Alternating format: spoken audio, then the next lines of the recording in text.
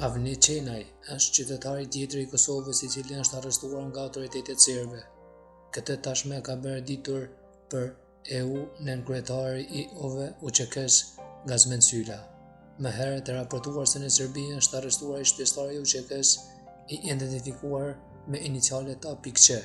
Sipas Ministrisë Serbe për Punë të Brendshme, ai dyshohet se gjatë luftës së Kosovës ka kryer vepra penale të organizimit të një grupi dhe nxitjes për kryen e gjenocidit dhe krimeve të luftës.